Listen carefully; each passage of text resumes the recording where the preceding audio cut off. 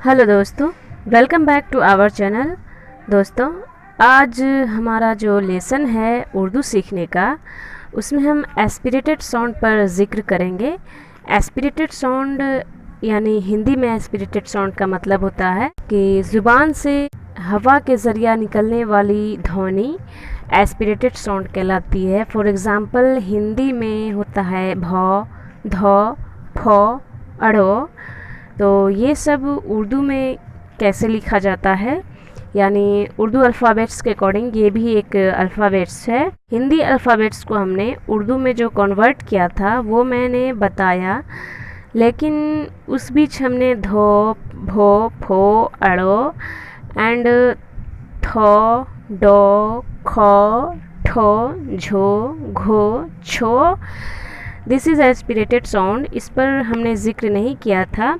तो आज के लेसन में इन सब पर ज़िक्र करेंगे कि हिंदी में ये सब जो हिंदी में हमने लिखा है यहाँ उर्दू में इसे कैसे कन्वर्ट करेंगे। तो जैसा कि हमने जान लिया कि इसे एस्पिरेटेड साउंड कहते हैं, ठीक है, लेकिन अब इसे लिखेंगे कैसे और इससे होने वाले शब्दों को भी हम सीखेंगे। ये हमारा उर्दू सीखने का मिशन है। दोस्तों, एक बात बताना चाहती हूँ कि कुछ लोग ऐसा सोचते हैं कि उर्दू हम क्यों सीखें। नॉन मुस्लिम लोग ये सोचते होंगे कि उर्दू हम क्यों सीखें। मुस्लिम का ख़ास कर कोई लैंग्वेज नहीं है, ये उर्दू ज़ुबान है जिसे हर कोई सीख सकता है। नॉन मुस्लिम में जैसे संस्कृत होता है, मुस्लिम में वैसे उर्दू नहीं होता है, वैसा लैंग्वेज अरेबिक होता है। नॉन मुस्लिम भी उर्दू सीख सकते हैं, सीखना चाहे तो, और सीखना ही चाहिए क्योंकि उर्दू एक ज़बान है।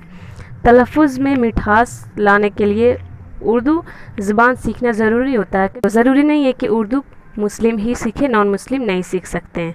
तो उर्दू सीखने के लिए हमारे नेक्स्ट लेसन को पाने के लिए सबसे पहले हमारे चैनल को सब्सक्राइब कर लीजिए ताकि उर्दू से जुड़ी सारी नॉलेज आप तक फराहम होती रहे। ये छोटे छोटे टास्क कंप्लीट करने के बाद उर्दू से जुड़ी ग्रामर, वोकैबुलरी, सारी चीज़ें आप तक फराहम करूँगी।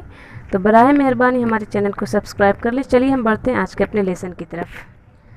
सबसे पहले है उर्दू अल्फ़ाबेट्स के अकॉर्डिंग बा। उर्दू अल्फ़ाबेट्स के अकॉर्डिंग छोटी हा, बीच में प्लस का चिन्ह दिया हुआ है, तो ये दोनों एक साथ मिलकर बराबर भ इस तरह से होगा। हिंदी में भ यहाँ कन्वर्ट किया, उर्दू में भ इस तरह से होगा। फॉर एग्ज़ाम्पल हमने भरनी लिखना है तो हम हिंदी में भरनी लिखते हैं। सबसे पहले हमने यहाँ भरनी लिख लिया। अब ये भरनी को उर्दू में हम कैसे कन्वर्ट करेंगे। सबसे पहले हमने यहाँ सीखा कि भौ को हम कैसे लिखेंगे। भौ को हमने अभी सीखा कि भौ को हम इस तरह से लिखेंगे। ये लाइन देंगे, इस तरह की शक्ल बनाएंगे और एक डॉट्स दे देंगे, ये भौ हो गया। उसके बाद यहाँ र को उर्दू में हमने रा से कन्वर्ट किया तो ये हमने रा दे दिया। उसके बाद है नू। नौ को उर्दू में हमने नून से कन्वर्ट किया, ये हमने नून दे दिया। और इस शक्ल को, हर सहीकार को हमने उर्दू में या से कन्वर्ट किया। चूँकि नून कनेक्टेड साउंड है इसलिए हम नून में या को कनेक्ट करके लिखेंगे। इस तरह से उर्दू में होगा भरनी, हिंदी में होगा इस तरह से भरनी।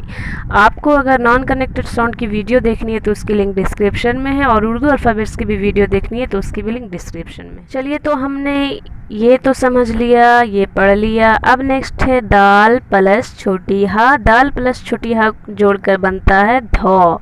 धौ हिंदी में इस तरह से है, उर्दू में इस तरह से होगा। फॉर एग्ज़ाम्पल हमें धौ से हिंदी में लिखना है धरना। ये हमने यहाँ लिखा धरना। धरना को हम उर्दू में कैसे कन्वर्ट करेंगे। सबसे पहले हम धो को हमने उर्दू में भी कैसे कन्वर्ट किया है, दाल और हा से। यहाँ धो को हमने दाल हा से कन्वर्ट किया है, तो हम सबसे पहले धो को दाल और हा में कन्वर्ट करेंगे। इस तरह से हमने द को दाल हा में कन्वर्ट कर दिया। रा को हमने उर्दू में र से कन्वर्ट किया है, चूँकि छोटी हा कनेक्टेड साउंड है इसलिए हा में रा कनेक्ट करके लिखेंगे। उसके बाद नून और आकार को हमने उर्दू में नून अलिफ से कन्वर्ट किया है, और नून कनेक्टेड साउंड है तो अलिफ में हम इस तरह से नून में अलिफ कनेक्ट करके लिखेंगे धरना। धरना हिंदी में इस तरह से, उर्दू में इस तरह से। आपको अगर प्रीवियस लेसन देखनी है तो उसकी भी लिंक डिस्क्रिप्शन में देख लीजिए। तो हमने ये तो पढ़ लिया। अब नेक्स्ट है फा। हिंदी में फा है, उर्दू में सबसे पहले पा प्लस छोटी हा बराबर फा। फा हिंदी में, फा उर्दू में इस तरह से होगा, हिंदी में इस तरह से होगा। फॉर एग्जांपल हमें लिखना अगर फल, तो फल, ये हमने यहाँ फल लिख लिया। अब फा को हमने जैसे देखा, फा को इस तरह से कन्वर्ट किया गया है, पा और हा को जोड़कर इस तरह से लिखा गया है। तो सबसे पहले हम ये लिख लेते हैं, फा को हम सबसे पहले जो शक्ल हमने देखा वो बना लेते हैं, बीच में इस तरह से भी दे सकते हैं, वो सॉरी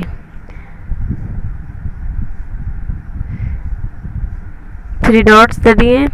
पा हा, लॉ को हमने उर्दू में लाम से कन्वर्ट किया गया है, तो इस तरह से लाम कनेक्ट करके लिख देंगे, फाला फल हो जाएगा। चलिए हम इसे साफ से क्लियरली लिखते हैं इस तरह से, फल हमने सीख लिया। उसके बाद नेक्स्ट है डाल प्लस हा बराबर ढा। ढो जो कि हिंदी में है, उर्दू में ढो इस तरह से होगा। उसके बाद नेक्स्ट है ता प्लस छोटी हा मिलके बनता है थो, उर्दू में थो इस तरह से, हिंदी में थो इस तरह से। उसके बाद नेक्स्ट है अड़ा प्लस छोटी हा बराबर हड़ा, हिंदी में अड़ा इस तरह से, उर्दू में अड़ा इस तरह से। उसके बाद नेक्स्ट है टा प्लस छोटी हा ठ जो हिंदी में होता है, उर्दू में ठ इस तरह से होता है। उसके बाद है काफ प्लस छोटी हा बराबर ख हिंदी में इस तरह से और उर्दू में इस तरह से। उसके बाद नेक्स्ट है जीम प्लस छोटी हा झ, हिंदी में झ इस तरह से, उर्दू में झ इस तरह से, ये एस्पिरेटेड साउंड है। उसके बाद नेक्स्ट है गाफ प्लस छोटी हा घ, उर्दू में इस तरह से, हिंदी में इस तरह से। उसके बाद है चा प्लस हा बराबर छ, हिंदी में इस तरह से, उर्दू में इस तरह से। उसके बाद है लाम प्लस हा, ये उर्दू में लह इस तरह से होगा और हिंदी में लह इस तरह से होगा। तो दोस्तों आज था ये हमारा एस्पिरेटेड साउंड का लेसन। नेक्स्ट लेसन में हम उर्दू और भी बेहतर तरीके से सीखेंगे। तो नेक्स्ट लेसन के लिए प्लीज़ सब्सक्राइब आवर चैनल, और वीडियो अच्छी लग रही है तो लाइक कर दीजिए। चैनल का इंटेंशन होगा उर्दू सिखाना, उर्दू ग्रामर लोगों तक पहुंचाना, तो उसके लिए हमारे चैनल को सब्सक्राइब कर लीजिए। Thanks for watch.